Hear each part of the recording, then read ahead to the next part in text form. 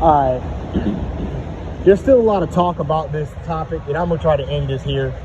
Jon Jones, is he the GOAT of mixed martial arts? All right, let's start off with this.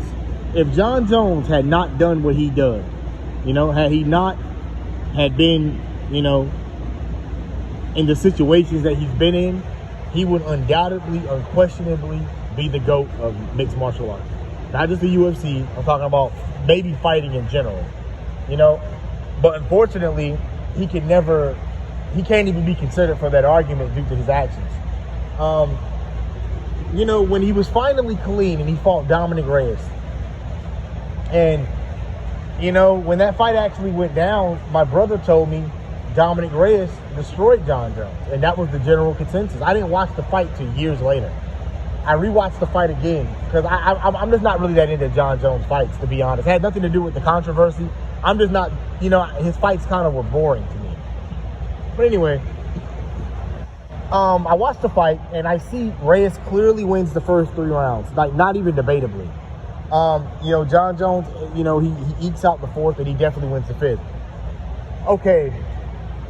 And, for him to struggle that bad with the guy that Ryan Spann knocked out in 1 punch, it makes you think that, man, a guy that has all the attributes, has all the gifts that, that fighters tend to have, that fight at that elite level.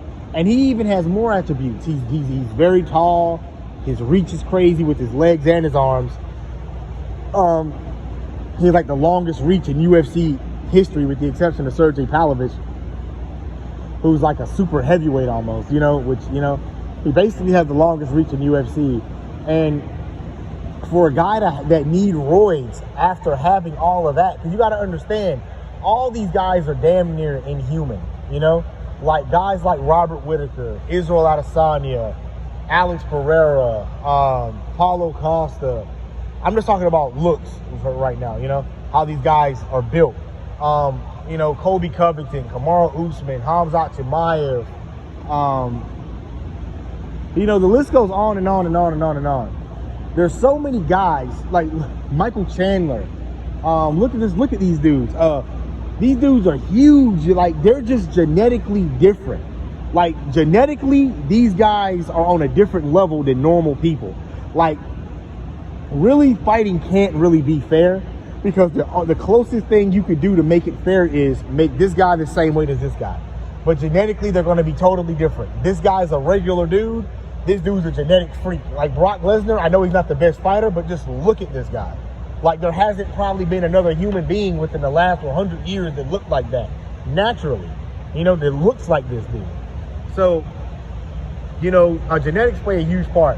And for Jon Jones to be at the top of that gene pool in terms of how he's able to fight now, his abilities in the octagon, and for him to have to, already be literally an inhuman guy, to have to add, that shredder juice, to make himself even stronger, it just completely destroys the whole GOAT argument. And this isn't a debate. This isn't, me being salty or sour about something. These are facts. How many fights have he got pulled out of? How many times has he been suspended? How many years was he off from fighting? Because he literally has so many roids in his system